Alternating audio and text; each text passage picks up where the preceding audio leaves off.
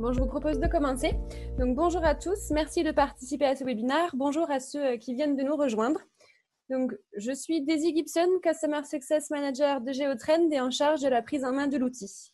Aujourd'hui, je suis accompagnée de Amin Abdaoui, qui est notre expert en data science et traitement du langage, qui animera la session pour vous aujourd'hui. Bonjour à tous. Donc, pour ceux qui ne connaissent pas encore notre solution, donc GeoTrend est une solution SaaS de veille stratégique au service de l'intelligence économique. Donc, son rôle est de collecter et préanalyser l'information en lien avec vos sujets de recherche, vous permettant leur lecture à travers un mind mapping de l'information. Il s'agit donc d'une solution permettant de réaliser des actions d'analyse simplifiées et de l'information pertinente en lien avec vos sujets de recherche. Donc aujourd'hui, nous allons voir ensemble le traitement du langage ainsi que l'intelligence artificielle, sa théorie, mais également sa mise en pratique. Donc, bonjour Amine, et je te donne la main dorénavant pour la suite de ce webinaire. Hop, merci Daisy. Je vais partager mon écran.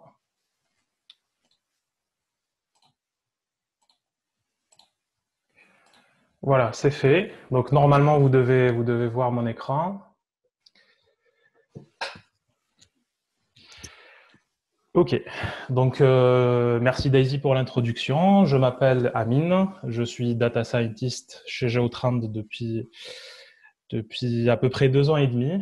Je m'occupais au début tout seul et maintenant on est une équipe de 4 personnes de la cellule data science principalement appliquée au texte.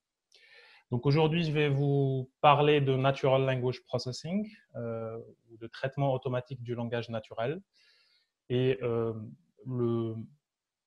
décrire un peu les liens qui existent entre le monde du traitement du langage naturel, du machine learning, du deep learning et plus généralement de l'IA. Donc pour introduire ce sujet, j'aime bien toujours présenter ce slide qui décrit un test qui a été publié en 1950 par Alan Turing et qui permet de décider si une machine est intelligente ou pas.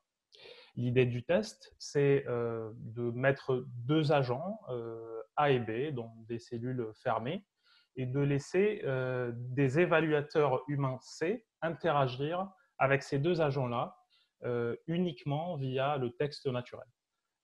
Donc, ça peut être par écrit ou par oral. L'un des 2 agents A et B est une machine et l'autre est une personne. Et le but du test, c'est que l'évaluateur C sache, rien qu'en utilisant le texte, lequel est la machine et lequel est l'humain. Alan Turing a proposé que s'il y avait une majorité d'évaluateurs qui pensaient que l'humain, ça serait l'agent A, et ben on dirait que la machine A a acquis une intelligence artificielle parce qu'elle a réussi à se faire passer pour un humain encore plus que l'humain lui-même. Donc, ce test-là, déjà, il a permis de lier l'avenir de l'intelligence artificielle et du traitement du langage naturel, parce que la décision même qu'une machine est intelligente ou pas passait dès 1950 par la compréhension du langage naturel. Donc, inutile de vous dire qu'aujourd'hui, on a des quantités astronomiques de textes qui est publié sur Internet. Tous les minutes, on a plusieurs centaines de milliers, voire de millions de petits messages textuels qui seraient aujourd'hui impossibles à analyser de manière humaine et qu'il faudrait automatiser. Donc, je vais parler d'intelligence artificielle. Je vais d'abord définir l'intelligence artificielle et je peux déjà vous dire qu'on est encore loin de ce que le cinéma nous montre d'intelligence artificielle qui serait capable d'acquérir une conscience et de nous influencer peut-être d'une manière négative. La vraie définition de l'intelligence artificielle, ça serait juste l'ensemble de techniques qui permettent à la machine de simuler une sorte d'intelligence en acquérant la capacité à faire des traitements complexes. Donc, ces traitements complexes étaient jusque-là réservés à l'homme. et les algorithmes ou l'ensemble de techniques qui permettent à la machine d'exécuter ces tâches complexes, on appelle tout ça le monde de l'intelligence artificielle. Ce qui serait intéressant aussi à dire dès maintenant, c'est qu'on parle souvent de modèles d'intelligence artificielle et non pas d'intelligence artificielle de façon globale, qui est un terme plus utilisé dans le cinéma ou dans les médias, parce qu'on va apprendre des modèles de machine learning à exécuter une tâche particulière pour laquelle on les a appris à exécuter. Donc, on n'a pas encore une intelligence artificielle globale. Quelques exemples de tâches qui étaient jusque-là réservées à l'homme, qu'on pourrait aujourd'hui automatiser avec des modèles d'intelligence artificielle, c'est par exemple la reconnaissance de visage d'êtres humains dans une photo. Et idéalement, pouvoir les relier à l'identité de la personne. Une autre tâche qui serait plus liée à mon métier, au traitement du langage naturel, et qu'on ne pouvait pas automatiser avant, ça serait la détection du sentiment dans un texte ou la détection de l'opinion dans un texte. Donc, pouvoir détecter que dans un texte donné, on exprime une opinion positive ou négative, ou un sentiment de joie, de colère, de tristesse, et ainsi de suite. Donc là aussi, c'est une tâche qui était réservée à l'homme et qu'on peut aujourd'hui automatiser en apprenant un modèle qui serait spécifique à cette tâche. Maintenant, on peut parler plus de traitement de texte, donc de NLP, de Natural Language Processing. Et le natural ici, ça veut juste dire qu'on traite le langage naturel utilisé par les humains. Et non pas un autre langage de programmation ou que sais-je d'autre. Donc le NLP, ou traitement automatique du langage, c'est aussi une branche, une branche de l'intelligence artificielle qui permet à la machine d'interagir avec le langage humain, de l'analyser, de le traiter et idéalement de le comprendre. Donc, toutes ces tâches automatiques sur le texte, sur le langage naturel, rentrent dans le domaine du Natural Language Processing, qui reste un sous-domaine de l'intelligence artificielle. La particularité du texte, c'est que c'est des données non structurées. Donc, à l'inverse des données structurées qu'on peut voir dans une table d'une base de données ou une matrice avec un ensemble de valeurs, le texte consiste à un ensemble de caractères qui n'est pas structuré et qu'on ne pourrait pas utiliser utiliser dans un modèle statistique, mathématique. Et donc, il va falloir représenter ces données textuelles sous une forme structurée, sous une forme principalement numérique, pour qu'on puisse faire du machine learning derrière. Et je vais détailler ça dans les slides qui vont arriver. Déjà, pour qu'on puisse tous être sur la même longueur d'onde, donc j'ai défini le domaine global qui est l'intelligence artificielle, qui permet à une machine d'exécuter ou d'effectuer une tâche complexe. Et j'ai parlé du NLP, qui est la branche de l'IA qui permet de traiter des données textuelles. On parle aussi souvent en IA de machine learning et de deep learning. Et on va voir ça dans le détail dans les slides qui vont arriver.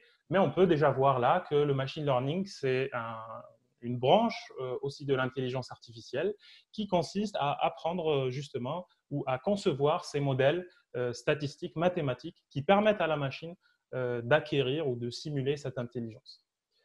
Le deep learning qu'on entend souvent ces dernières années, c'est une petite famille de modèles de machine learning. Donc, c'est une branche du machine learning qui a reçu beaucoup d'intérêt ces dernières années parce qu'on s'est rendu compte qu'on pourrait avoir des résultats très, très intéressants avec ce genre de modèle, surtout avec les nouvelles capacités de calcul qui nous permettent, en gros, de rajouter de plus en plus de couches dans cette famille de modèles qui s'appelle des réseaux de neurones.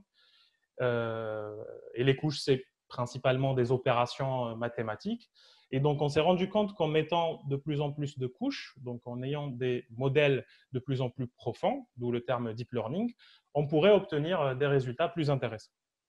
On va revenir à tout ça dans les slides qui vont venir. Mais d'abord, je vais parler de quelques tâches basiques en traitement de texte ou en pré-traitement de texte naturel. Donc là, je vais parler que de NLP. Là, j'ai voulu mettre quelques mots barbares qu'on utilise en langage naturel pour qu'on puisse avoir le vocabulaire un peu utilisé dans le domaine. Déjà, on parle de tokenisation et de segmentation. C'est tout simplement éclater mon texte en mots. Donc, si je sépare mon texte en mots, là, je parle de tokenisation. Et si je sépare mon texte en phrases, là, je parle en général de segmentation. C'est tout simplement ça. Donc, trouver les briques, les premiers briques du texte qui sont la phrase et ensuite le mot. On parle de lématisation et de stématisation et ça signifie trouver une forme canonique pour mes mots. Donc, une fois que j'ai tokenisé, j'ai une liste de mots. Je vais essayer de regrouper toutes les formes fléchies d'un mot donné vers la forme qui est la plus utilisée ou vers la forme qui est pour la lématisation, par exemple, ça serait le verbe à l'infinitif. Pour le reste, ça serait le singulier masculin, donc pour les noms et les adjectifs. Et la stématisation, c'est aussi une forme, c'est une autre forme de regroupement des formes fléchies d'un mot vers des racines qui n'ont pas forcément de sens, mais qui permettent voilà, de regrouper toutes les formes fléchies d'un mot donné.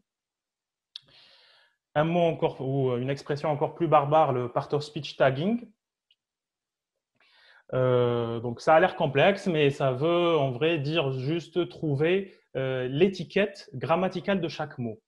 Donc j'avais tokenisé mes mots, j'ai mes listes de mots, je les ai lématisés, j'ai trouvé la forme canonique. Je peux aller plus loin en essayant de trouver l'étiquette grammaticale du mot. Est-ce que c'est un pronom? Est-ce que c'est un verbe? Est-ce que c'est un nom, un adjectif, etc.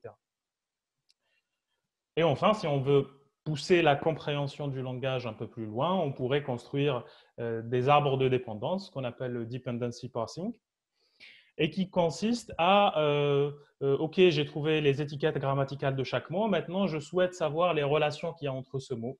Dans la phrase Amin is drinking water, je peux vouloir connaître le sujet de mon verbe drinking, donc c'est Amin, ou l'objet qui est ici l'eau. Donc ça, c'est les principales tâches basiques qu'on fait en traitement automatique du langage. Maintenant, on va parler plus de machine learning. Donc le machine learning, je vous apprends rien, c'est une branche de l'IA. C'est une branche de l'IA qui a permis aux humains de faire de l'intelligence artificielle un peu différemment. C'est-à-dire qu'avant, les modèles d'intelligence artificielle étaient principalement basés sur des règles écrites manuellement pour effectuer cette tâche complexe. Donc, par exemple, si j'avais à différencier des pommes des oranges dans des photos ou des images, je serais tenté par écrire des règles qui vont regarder la couleur. Donc, si c'est plutôt rouge, je pourrais dire c'est une orange, ou regarder un peu la forme, ou que sais-je d'autre. Sauf qu'on peut vite voir qu'on peut avoir des pommes de différentes couleurs, on peut avoir des images en noir et blanc, et on voit vite que mes règles ne seront pas toujours très efficaces, et s'ils le sont, c'est parce qu'ils ont demandé un travail conséquent derrière d'écriture de ces règles. Donc le machine learning est arrivé pour justement éviter aux humains d'écrire ce genre de règles. Et l'idée, c'est de fournir des exemples à la machine, et ça serait à la machine d'apprendre par elle-même à faire cette tâche. Donc, si je veux apprendre un modèle d'intelligence artificielle qui différencierait les pommes des oranges dans une photo, je vais fournir des milliers, peut-être des centaines de milliers de photos pour lesquelles je dis déjà ça c'est une pomme, ça c'est une pomme, ça c'est une orange. Et ce serait à la machine de trouver les caractéristiques qui permettraient de distinguer au mieux une pomme d'une orange. Donc, ça permet d'éviter le travail humain, mais certains vont dire qu'on a juste déplacé le travail humain à l'étape d'avant parce qu'il nous faut des données à noter. Ça veut dire qu'il nous faut des images pour lesquelles je connais déjà la valeur de ce que je cherche à prédire. Donc, ici, je connais déjà pour cette photo que c'est une pomme et je connais déjà pour cette photo que c'est une orange. Donc, il nous faut ces données d'apprentissage pour apprendre un modèle de machine learning. Donc, ce que Pardon, ce que je vous ai décrit là, c'est ce qu'on appelle le machine learning supervisé. C'est ce à quoi on pense directement quand on parle de machine learning. J'ai des données d'apprentissage qui sont associées à ce que j'ai envie que mon modèle détecte ou prédise.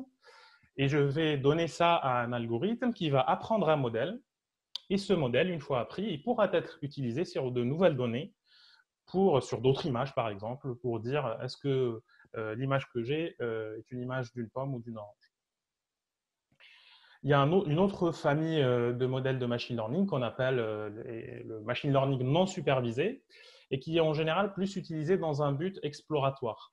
C'est-à-dire, j'ai des données, je n'ai pas beaucoup d'infos sur ces données-là, je ne sais pas les catégories que je vais devoir prédire et je n'ai pas envie d'annoter, je n'ai pas envie de regarder manuellement pour construire un corpus d'apprentissage et donc apprendre un modèle.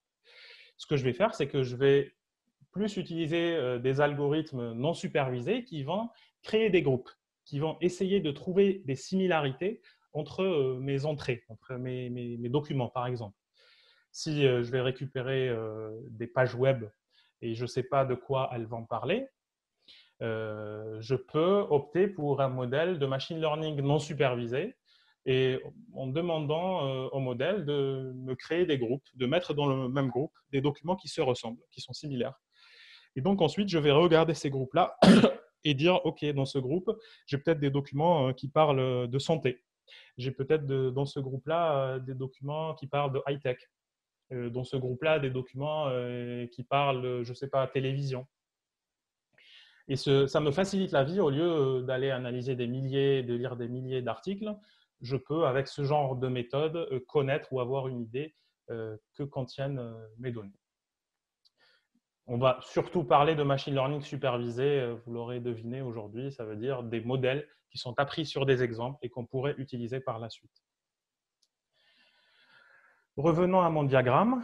Donc, on a l'IA, le domaine global, le NLP qui consiste à traiter le texte, et le machine learning qu'on vient d'expliquer maintenant dans les grandes lignes, qui consiste à prendre sur des exemples des modèles statistiques mathématiques qu'on ne va pas forcément décrire aujourd'hui. Ce que je vais présenter maintenant, c'est comment on peut faire du machine learning et du deep learning sur des données textuelles. Donc, si vous vous rappelez, au tout début, je disais que la particularité du texte, c'est qu'il est non structuré et qu'on a besoin de le représenter de manière structurée, idéalement sous une forme numérique, pour qu'on puisse appliquer des modèles statistiques, des modèles mathématiques. Donc ça, c'est une grosse problématique en traitement automatique du langage et des méthodes existent depuis plusieurs dizaines d'années. Je vais commencer justement par la plus vieille, qui a fait ses preuves depuis plusieurs dizaines d'années, qui s'appelle la méthode Bag of Words ou sac de mots. Donc, on a dit qu'on a des documents textuels, c'est du texte, ce n'est pas des chiffres, et que je veux les représenter de manière structurée.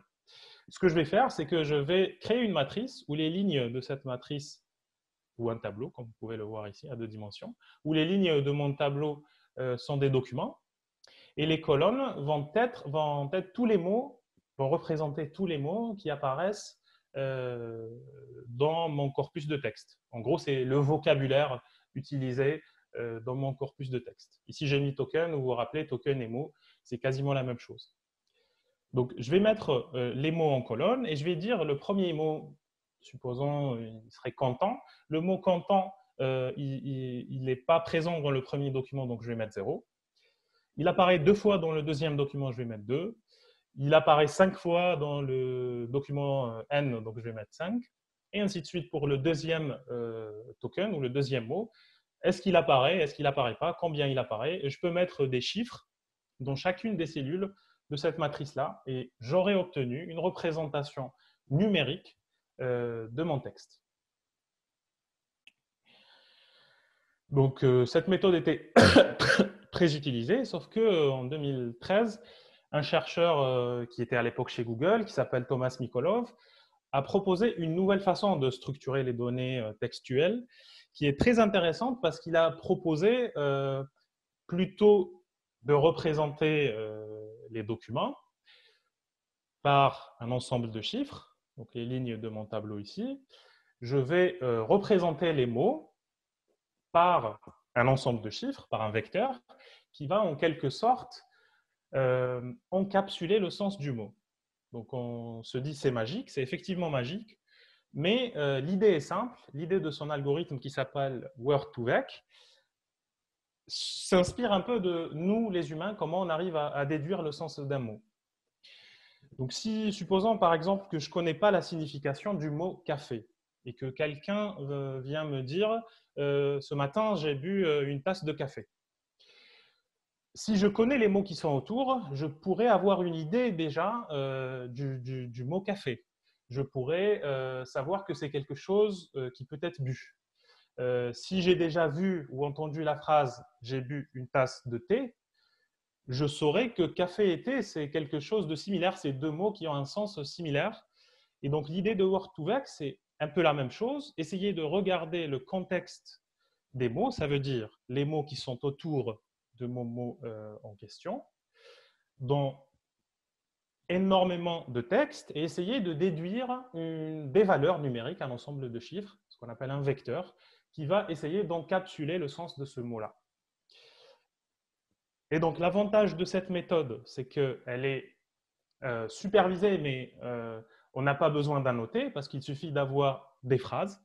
Je vais cacher un mot et essayer de déduire son sens en utilisant les mots qui sont autour. Donc, il y a énormément de textes sur Internet. Je peux les récupérer et je peux apprendre ce qu'on appelle word embedding. C'est l'ensemble de chiffres qui expriment le sens du mot. Maintenant, si je veux représenter ces mots-là sur deux dimensions, sur deux axes, X et Y, je vais trouver que le mot voiture et le mot véhicule, ils seront très proches, ils auront des vecteurs très proches. Beaucoup plus proches que le mot voiture et le mot banane, par exemple, qui sont sémantiquement effectivement plus différents. Le mot banane, il serait lui plus proche du mot pomme, par exemple. Et on pourrait trouver des caractéristiques à ces word embedding assez impressionnants, comme c'est à peu près le même vecteur qu'on doit rajouter à un mot masculin pour obtenir à peu près le vecteur féminin. Ça, c'est un exemple de choses intéressantes qu'on peut obtenir avec les word embedding. Donc, à partir de 2013, les gens du domaine ont commencé à plutôt utiliser ces word embedding-là pour représenter de manière numérique leurs documents textuels et donc d'appliquer des modèles derrière, des modèles statistiques pour apprendre à exécuter un traitement particulier. Sauf qu'il y a à peu près 1 an et demi, toujours Google, des chercheurs de chez Google, ont proposé encore une autre façon de structurer les données textuelles qui va, au lieu de nous donner une liste de vecteurs pour chaque mot, donc un seul vecteur, pardon, je reviens là, un seul vecteur, un seul ensemble de chiffres pour un mot donné. Par exemple, le mot Apple aurait toujours le même vecteur, alors qu'on pourrait utiliser le mot Apple pour parler du fruit, comme on peut l'utiliser pour parler de l'entreprise, par exemple. Donc, c'est pour ça que l'idée des transformers ou des transformers from encoders est venue de donner un modèle qui est directement appris, qu'on pourrait utiliser pour représenter nos mots par des chiffres. Donc, les x1, x2 que vous voyez là, c'est des vecteurs, donc c'est comme les word embeddings. Et les word 1, word 2 sont les mots de mon texte. Le CLS ici, c'est juste pour obtenir un vecteur qui va encapsuler le sens de tout mon texte ou de toute ma phrase. Et ce qui est, entre autres, génial avec ce genre de modèle, c'est que si j'utilise le même mot dans deux phrases différentes pour deux sens différents, je ne vais pas forcément avoir le même vecteur ici. Et en plus, ce genre de modèle étant appris sur tout le texte, sur énormément de textes qui existent sur Internet, ils vont pouvoir capturer le sens des mots et le sens des phrases de manière beaucoup plus efficace. Désolé, je suis rentré un peu dans les détails, mais on va voir mieux avec la dernière partie de la présentation qui consiste à donner quelques applications de machine learning sur du texte, donc avec du NLP. Une application qui a été utilisée depuis très longtemps consiste à apprendre un modèle qui va distinguer les emails entrants et décider si le mail est un spam ou un non-spam. C'est une problématique supervisée, donc c'est du machine learning supervisé. Ça veut dire que je vais avoir en amont d'un ensemble d'emails pour lesquels je sais lesquels de ces emails sont des spams et lesquels ne le sont pas. Je vais utiliser cet ensemble d'apprentissage pour apprendre mon modèle. Ici, j'ai mis un exemple de modèle qui sont les SVM et on pourrait utiliser la représentation qu'on a vue au tout début, la représentation bag of words pour représenter les emails. Derrière, je donne ça à mon algorithme et je vais pouvoir récupérer un modèle qui pourra, sur de nouveaux emails, décider s'il s'agit d'un spam ou pas. Un autre cas d'application qu'on fait, nous, chez Geotrend, c'est la reconnaissance d'entités nommées. La reconnaissance d'entités nommées consiste à partir d'un texte, détecter des entités à l'intérieur de ce texte. Donc, ça peut être des dates, des organisations, des valeurs monétaires, des personnes, des lieux géographiques, etc. On peut aussi utiliser plusieurs types de modèles, les CRF, les RNN, les CNN aussi, mais on n'est pas obligé de connaître ces algorithmes-là. C'est aussi une tâche de machine learning supervisée. Ça veut dire que nous, on a plusieurs dizaines de milliers d'exemples qui sont déjà annotés. Ça veut dire de phrases pour lesquelles on a déjà dit à la machine, ça c'est une date, ça c'est une organisation, ça c'est une organisation, et ça c'est un lieu, et ça c'est une valeur monétaire, pardon. Ce qui est intéressant ici, c'est qu'on n'utilise pas des règles. On aurait pu essayer de trouver un pattern pour les dates. En général, pour les dates, ça marche bien, mais pas pour le reste. On pourrait avoir une liste d'entreprises, mais si jamais j'ai de nouvelles entreprises qui apparaissent dans mon texte, je ne vais pas les retrouver, à moins que ce soit déjà présent dans ma liste. Ce qui est intéressant ici, c'est que c'est vraiment un modèle qui va comprendre le texte et, suivant le contexte dans lequel le mot est utilisé, je pourrais savoir que c'est une organisation. On ne parle pas d'une organisation de la même manière qu'on parlerait d'une voiture ou d'une personne. Et si on veut pousser la chose un peu plus loin, là où nous, on a un des rares modèles d'extraction de relations économiques qui existent aujourd'hui, on pourrait essayer de trouver des relations entre des entités qui sont pré-identifiées dans le texte. Donc, on avait déjà un modèle qui va lire le texte et nous dire Google est une organisation, YouTube est une organisation. Maintenant, on souhaite apprendre un autre modèle qui va prendre en entrée toute la phrase, la première entité, la deuxième entité, essayer de nous dire est-ce qu'il y a une relation économique entre les deux et surtout, si oui, laquelle? Est-ce que c'est du partenariat? Est-ce que c'est de la compétition? Est-ce que l'une a racheté l'autre, donc c'est capitalistique? Et là aussi, c'est une tâche de machine learning supervisée. Ça veut dire qu'on a construit plusieurs dizaines de milliers d'exemples de phrases pour lesquelles on a déjà pré-identifié la relation. Et donc, on a construit, à notre connaissance, le seul corpus qui existe aujourd'hui pour les relations économiques, pour extraire des relations économiques à partir du texte. Et on a appris un modèle de machine learning, de deep learning, basé sur les transformers, sur BERT entre autres, pour prédire ce genre de relation qu'on pourrait par la suite utiliser sur de nouvelles phrases qu'il n'a jamais connues. Je vais quand même, ne soyez pas intimidés, mais ça, c'est un exemple où c'est l'architecture que nous, on a utilisée pour construire notre modèle d'extraction de relations. Ce que je souhaite vous dire ici, c'est que principalement, on a utilisé une façon de représenter le texte pour trouver des valeurs numériques, qui est le transformer de Google, BERT. On donne ici les T1, les TI, TJ, TK, etc. C'est les mots. On donne tous les mots à BERT. On récupère des représentations en sortie. Et ensuite, on va construire une architecture neuronale, un modèle de machine learning autour, qu'on va apprendre sur nos données pour détecter la relation qui pourrait exister entre l'entité 1 et l'entité 2. Est-ce que c'est capitalistique? Est-ce que c'est partenaire? Est-ce que c'est compétiteur? Etc. Merci à tous et n'hésitez pas à me poser des questions. J'essaierai d'y répondre du mieux que je peux.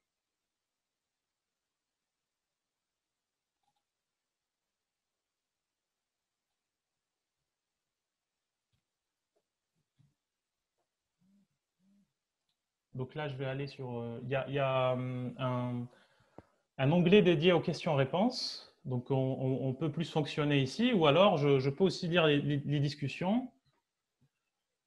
Je peux voir une question de Serge Courrier. Serge nous demande, peut-être complexe à expliquer simplement, mais dans l'approche Word2Vec, nous sommes dans un espace à n dimensions, n'est-ce pas? C'est exact. C'est exactement ça, Serge. Que sont ces dimensions et combien y en a-t-il? Alors, c'est un paramètre qu'on pourrait donner à l'algorithme Word2Vec en lui disant je veux un vecteur, je veux des vecteurs de 100, d'une dimension de 100 par exemple. Donc, je vais avoir 100 valeurs pour chacun de mes mots, mais c'est un hyperparamètre sur lequel on peut jouer. On peut avoir 200, 300, 400, 500, mais les plus utilisés en général sont entre 50, une dimension de 50, et une dimension de 500. Et c'est la même chose pour les transformers aussi. Donc pour BERT aussi, il nous sort le modèle par défaut de BERT nous sort des vecteurs de dimension 400. Et tu pourrais le déduire, mais en général, plus on a de dimensions jusqu'à un niveau donné, plus on arriverait à encapsuler de l'information et donc à mieux comprendre ou à approximer au mieux le sens du mot. Merci beaucoup pour ces explications. Bonne journée. C'est moi qui vous remercie. Mais n'hésitez pas, elle était quand même technique et je n'ai pas voulu rentrer dans les détails, mais elle était technique. Donc, il y a David qui nous demande, prévoyez-vous de pouvoir regrouper les entités industrielles, par exemple, Safran Electrical, Safran. C'est effectivement une problématique de recherche qui existe sur l'entity linking et que nous, aujourd'hui, on traite pour le moment d'une manière simple. Ça veut dire que sur la plateforme, vous pouvez encore trouver, comme tu le dis, hein, Safran Engines et Safran, on peut trouver que c'est des entités différentes. Nous sommes aujourd'hui justement en train de travailler sur ce chantier-là. On a plusieurs chemins, plusieurs possibilités. Et ce que je peux te dire, David, c'est que c'est quelque chose qu'on pourrait traiter. Et la principale difficulté pour GeoTrend, c'est qu'on traite énormément de textes en même temps. On va analyser peut-être des centaines de textes en même temps. Et donc, le problème, c'est qu'on est obligé de faire ça plutôt à la fin, parce qu'il se peut que dans un texte donné qu'on est en train de traiter à l'instant X, on ne sait pas encore que Safran et Safran Engine, c'est la même chose. Donc, ça, en gros, pour résumer, ça nous demande à nous un peu plus de travail que traiter la problématique de entity linking directement. Mais c'est quelque chose sur laquelle on est en train de travailler. On aimerait sortir à quelque chose dès que possible. Donc, merci à tous. Ensuite, merci beaucoup pour ces explications exposés très intéressants, ça fait plaisir. Peut-on observer les relations des co-dépôts de brevets entre acteurs? Alors, excellente question. Je te propose de me contacter en privé ou d'aller sur la page LinkedIn de GeoTrend. On vient de sortir une recherche sur GeoTrend qui est gratuite, n'importe qui peut y accéder, sur tous les articles scientifiques qui traitent du coronavirus. Et sur laquelle je peux d'ailleurs faire encore un partage d'écran pour ceux qui veulent la voir. Donc, je vais aller au share encore et partager. Et ensuite, est-ce que je l'ai déjà ouverte quelque part? Donc ça, c'est l'article de blog qu'il a décrit. Et la recherche, donc c'est celle-ci. C'est une recherche GeoTrend. Donc vous aurez accès à toutes les fonctionnalités de GeoTrend, à toutes les vues de GeoTrend, sauf que je l'ai appliqué aux articles scientifiques qui sont sortis il y a quelques jours par les principaux éditeurs scientifiques médicaux pour faire avancer un peu la recherche sur le domaine. Et on peut voir déjà qu'on peut trouver des relations entre des institutions qui ont partagé ensemble le même article. On peut trouver là les principales institutions qui partagent, qui ont publié des articles sur le sujet. Et je peux, si je veux regarder tous les articles publiés entre des auteurs du National Institutes of Health des États-Unis et de l'Université de Sydney, je peux cliquer dessus, hop, et là, je vais voir les articles scientifiques. Je peux aussi cliquer sur l'article. Je peux voir l'article scientifique qui a été publié entre ces deux institutions-là. Et là, est-ce que j'ai cliqué sur le bon lien?